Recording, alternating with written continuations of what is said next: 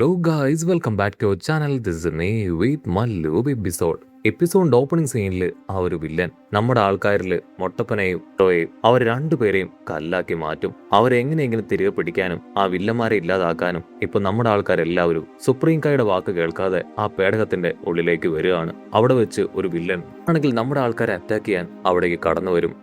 ഇതിന്റെ first base ആണ്. എന്നെ തോൽപ്പിച്ചാൽ മാത്രമേ നിങ്ങൾക്ക് ബാബിഡിയുടെ അടുത്തേക്ക് പോവാൻ കഴിയൂന്ന് പറഞ്ഞ് അവൻ ഫൈറ്റ് ചെയ്യാൻ തയ്യാറാവും. നമ്മുടെ ആൾക്കാരിൽ വജീറ്റി ആണെങ്കിൽ അവനുമായിട്ട് ഫൈറ്റ് ചെയ്യാൻ മുൻപോട്ടേക്ക് കടന്നു വരും. സുപ്രീം കായ്ക്കാണെങ്കിൽ ആളുടെ ഭയം അത് കൂടി വരും. വജീറ്റിയെ കൊണ്ട് ഒറ്റയ്ക്ക് അവനെ തോൽപ്പിക്കാൻ കഴിയുമെന്ന് എനിക്ക് തോന്നുന്നില്ല. അവൻ ഭയങ്കര പവർഫുൾ ആണ്.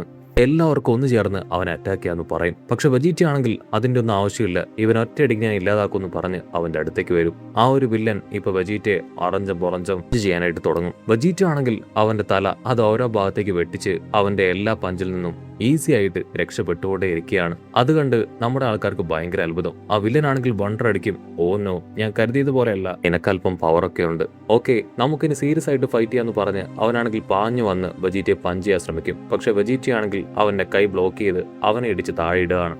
ആണെങ്കിൽ അത് കണ്ട് അത്ഭുതപ്പെടും. ഉടനെ ഗോക്കു പറയും, ഞാൻ ഓൾറെഡി നിങ്ങളോട് പറഞ്ഞതല്ലേ, വജീറ്റ നമ്മൾ കരുതും പോലെയല്ല, അവൻ ഭയങ്കര പവർഫുൾ ആണെന്ന്. അവൻ ഈസി ആയിട്ട് ഇവന്റെ കഥ കഴിക്കും. താഴെ വീണ വില്ലനാണെങ്കിൽ എഴുന്നേറ്റ് വരും. അത് കണ്ട് ഇപ്പോ വജീറ്റ ആണെങ്കിൽ നൈസായിട്ട് അവന്റെ പുറകിൽ പോയി നിൽക്കും. അവൻ തിരിഞ്ഞു നോക്കും, വജീറ്റ അവന്റെ തൊട്ടു പുറകിൽ. വജീറ്റ ആണെങ്കിൽ വീണ്ടും പിടിച്ചു വലിച്ച് അങ്ങനെ അറഞ്ച പുറഞ്ഞ് തല്ലി താഴെ ഇടുകയാണ്. സുപ്രീം കായിക്കാണെങ്കിൽ അത് കണ്ട് വിശ്വസിക്കാനായിട്ട് കഴിയില്ല. ഇവിടെ ആ വില്ലന്മാർക്കാണെങ്കിൽ കലി കൂടും. ഓ നോ, അവൻ അവരുടെ കയ്യിൽ നിന്ന് ഒരുപാട് അടി വാങ്ങുകയാണ്. അവന്റെ ഗ്രഹം ഏതാണ്, എവിടെ വെച്ചാണ് അവന് നന്നായിട്ട് ഫൈറ്റ് ചെയ്യാൻ കഴിയുക? അതിന് ഡാബ്ര പറയും, സൂമാണ് അവന്റെ ഗ്രഹം. ഞൊട്ടിയിടയിൽ ഇപ്പോ ബാബിഡി ആണെങ്കിൽ ഇപ്പൊ സൂം ഗ്രഹമായിട്ട് അതിന്റെ ഒരു സ്ഥലം ഇപ്പൊ കൺവേർട്ട് ചെയ്യാണ്. ഗോക്കുവും നമ്മുടെ ആൾക്കാർ ഷോക്കായിട്ട് ചുറ്റും നോക്കും. വാവ്, ഇതിപ്പോ മൊത്തത്തിൽ ചേഞ്ച് ആയിരിക്കുകയാണല്ലോ. അതിന് സുപ്രീം കായ് പറയും, ഇതാ ഡാബിഡിയുടെ മാജിക്കൽ പവറാണ്. ഈ ഒരു വില്ലന് ഇവിടെ വെച്ചായിരിക്കും ഏറ്റവും നന്നായിട്ട് ഫൈറ്റ് ചെയ്യാൻ കഴിയുക. അതുകൊണ്ടാണ് അവൻ ഇവിടം കൺവേർട്ട് ചെയ്ത് ഇപ്പൊ ഇവിടം ഇപ്രകാരമാക്കി മാറ്റിയത്. വില്ലനാണെങ്കിൽ ചാടി എഴുന്നേക്കും. നീ അത്ഭുതപ്പെട്ടു പോയോ? ഇതാണ് പ്ലാനറ്റ് സൂം. ഈ കല്ലുകൾക്കിടയിലാണ് ഞാൻ ജനിച്ചതെന്ന് പറഞ്ഞ് അവനൊരു കല്ല് അത് കയ്യിലെടുക്കും. ഇവിടെ ഗ്രാവിറ്റി 10 മടങ്ങ് അധികമാണ്. ഒറ്റയിടി ഇടിച്ച് ഞാൻ സൂപ്പാക്കുമെന്ന് പറഞ്ഞ് അവനാണെങ്കിൽ ഇപ്പോ വജീറ്റിയുടെ അടുത്തേക്ക് വരികയാണ്. വജീറ്റി ആണെങ്കിൽ സിമ്പിൾ ആയിട്ട് പറയും, 10 അല്ല 1000 മടങ്ങ് ഗ്രാവിറ്റി കൂടുതലാണെങ്കിലും എനിക്കൊരു ചുക്കുമില്ല. അവനാണെങ്കിൽ വജീറ്റി ഇടിക്കാൻ പാഞ്ഞടുക്കും. പക്ഷെ അവന്റെ പഞ്ച് ഇത്തവണയും നമ്മുടെ വജീറ്റ ഈസി ആയിട്ട് സ്കിപ്പായി അവനെ ഇടിച്ച് ദൂരേക്ക് തെറിപ്പിക്കുകയാണ്. അവൻ തെറിച്ചുപോയി ആ പാറയിൽ അടിച്ചു വീഴും. വില്ലനാണെങ്കിൽ വീണ്ടും തോറ്റുപോവാതെ അവന്റെ അടുത്തേക്ക് വരും. അടുത്ത നിമിഷം വജീറ്റയാണെങ്കിൽ അവന്റെ പവർ ഉപയോഗിച്ച് ആ ഒരു വില്ലനെ തകർത്ത് കളയാണ്. ഉടനെ അവിടെ ബാക്ക് ടു നോർമൽ ആവും. ഫേസിലേക്ക് പോകാനുള്ള ആ ഡോറ് അത് ഓപ്പൺ ആവുകയാണ്. ഗോക്കു ആണെങ്കിൽ ഇത് ചൂണ്ടിക്കാണിക്കും, നമുക്ക് എത്രയും വേഗം സെക്കൻഡ് ഫേസിലേക്ക് പോകാം, ഇത് ശരിക്കും ഒരു ഗെയിം പോലെ ഉണ്ടെന്ന് പറഞ്ഞ് അവര് താഴേക്ക് വരികയാണ്. ഗോക്കു സുപ്രീം കായോട് പറയും, താഴേക്ക് പോവാണ്, നിങ്ങൾ വരുന്നില്ലേ? അത് കേട്ട് ആൾക്ക് ഭയങ്കര അത്ഭുതം. ഇവർ വെറും ഒരു ഗെയിം കളിക്കുന്ന ലാഘവത്തോടു കൂടെയാണ് ഇതിനെല്ലാം കാണുന്നതെന്ന് പറഞ്ഞ് ആളും പിന്നാലെ വരും. ആ മെയിൻ വില്ലൻ ബാബുഡിക്കാണെങ്കിൽ കൺട്രോൾ പോവും. അവര് ശരിക്കും എന്റെ ദേഷ്യം അത് കൂട്ടിക്കൊണ്ടിരിക്കുകയാണ്. ഇത്രയും പവർഫുൾ ആയ ആളുകൾ ഭൂമിയിൽ ഉണ്ടാവുമെന്ന് ഞാൻ കരുതിയതല്ല. അതിന് ഡാബ്ര പറയും, വർഷങ്ങൾക്ക് മുൻപ് എവിടേക്ക് വന്ന് ഇൻവെസ്റ്റിഗേറ്റ് ചെയ്തപ്പോൾ ഇത്രയും പവറുള്ള ആരെക്കുറിച്ചും യാതൊരു ഐഡിയ എനിക്ക് കിട്ടിയിട്ടുണ്ടായിരുന്നില്ല. ഇത്തവണ അവരെ നേരിടാൻ വളരെ പവർഫുൾ ആയിട്ടുള്ള ആരെയെങ്കിലും അയക്കണമെന്ന് പറയും. അവർക്ക് 3 ഫേസ് അത് താണ്ടിയിട്ട് ഇവിടേക്ക് വരാൻ കഴിയും. ഇവിടേക്ക് എത്തിക്കഴിഞ്ഞാൽ എന്റെ കയ്യിൽപ്പെട്ട് അവർ പപ്പടമാവും. കൂടി പറയും, ഇത്തവണ ആ യാക്കോ ആനിമലിനെയാണ് ഞാൻ പറഞ്ഞു വിടാൻ പോകുന്നത്. ഇത്ര നേരത്തെ അവനെ വിടണമെന്ന് ഞാൻ കരുതിയതല്ല, പക്ഷെ അവരെ ഞാൻ അണ്ടർ എസ്റ്റിമേറ്റ് ചെയ്തു. അതുകൊണ്ട് അവനെ ഇപ്പൊ ഞാൻ പറഞ്ഞു വിടാൻ പോവാണ്. അച്ഛനെ പുറത്തേക്ക് കൊണ്ടുവരാനും അതുപോലെ തന്നെ എന്റെ അച്ഛനെ ഇത്രയും നാളും ഉപദ്രവിച്ചതിന് പ്രതികാരം ചോദിക്കാനുമാണ് ഞാനിതെല്ലാം ചെയ്യുന്നത്. എത്രയും വേഗം അവനെ പുറത്തേക്ക് വിടാൻ പറയും.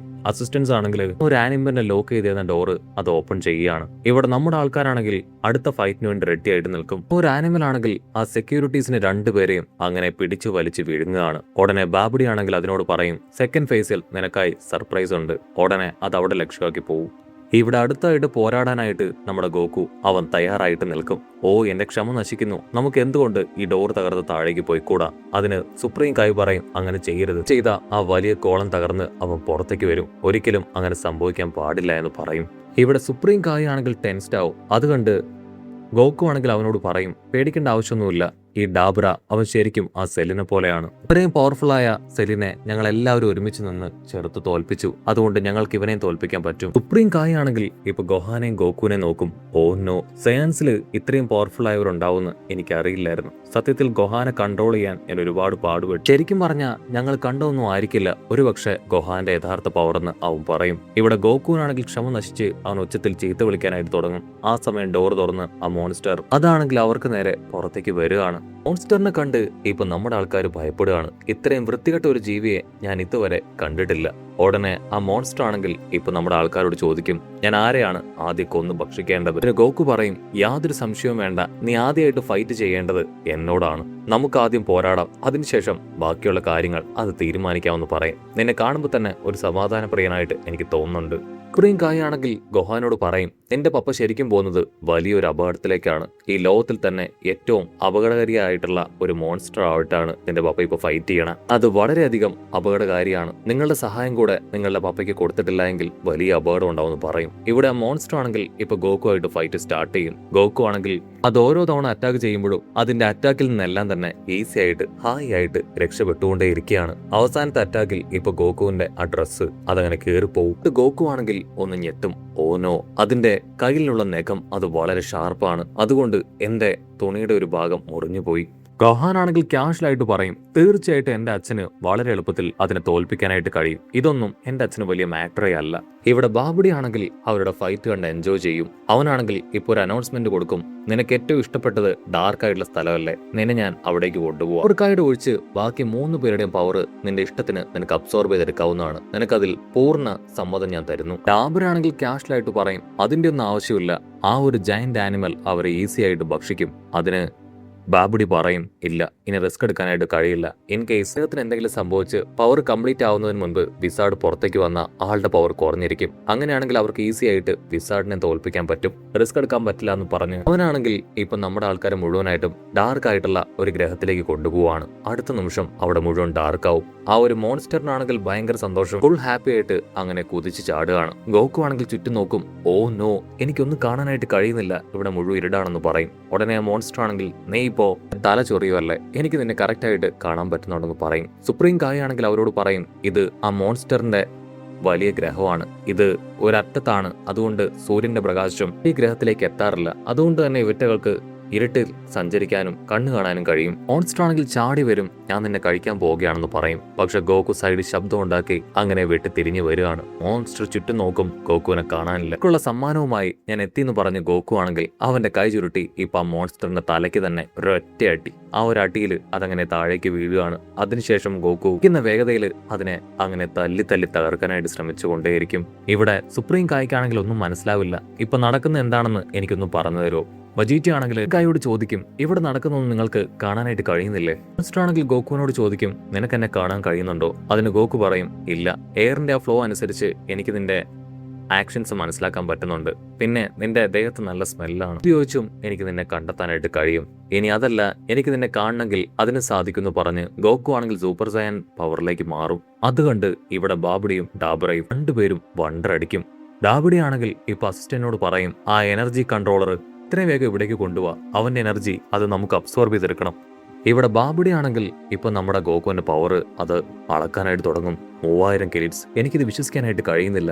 ഡാബ്ര പറയും, അത്രയൊന്നും ഉണ്ടാവാൻ യാതൊരു ചാൻസും ഇല്ല. ഗ്രഹം നശിപ്പിക്കാൻ പോലും 200 അല്ലെങ്കിൽ 300 മാത്രം മതി. അപ്പൊ ഇത്രയും പവറുള്ള ഒരു മനുഷ്യനോ? ഞാനത് വിശ്വസിക്കില്ല. ഈ മിഷൻ അത് കംപ്ലൈന്റ് ആണോ ചിന്തിച്ച് ആളാണെങ്കിൽ ആ മിഷനിലേക്ക് തന്നെ നോക്കും. മറ്റൊരു ഭാഗത്ത് ആ ഒരു ആനിമൽ ആണെങ്കിൽ ഇപ്പോ നമ്മുടെ ഹീറോയുടെ സൂപ്പർ സയൻ പവർ അതങ്ങനെ അബ്സോർബ് ചെയ്തെടുക്കുകയാണ്. ആണെങ്കിൽ സെക്കൻഡുകൾ കൊണ്ട് നോർമലായി മാറും. ഇതെങ്ങനെ സംഭവിച്ചു? ഞാനെങ്ങനെ നോർമലായി മാറി? അതിന് ആ മോൺസ്റ്റർ പറയും, നിന്റെ ഈ ഒരു പവർ അതെനിക്ക് ഒരുപാട് ഇഷ്ടപ്പെട്ടു. പ്രിയങ്കായ ആണെങ്കിൽ ഇപ്പൊ ഗോഹാനോട് പറയും, ആ ഒരു ആനിമൽ നിന്റെ അച്ഛന്റെ പവർ അത് അബ്സോർബ് ചെയ്തെടുത്തു, ഇനി അവനടുത്ത് ആ ഒരു പവറിലേക്ക് പോകാൻ പാടില്ല എന്ന് പറ.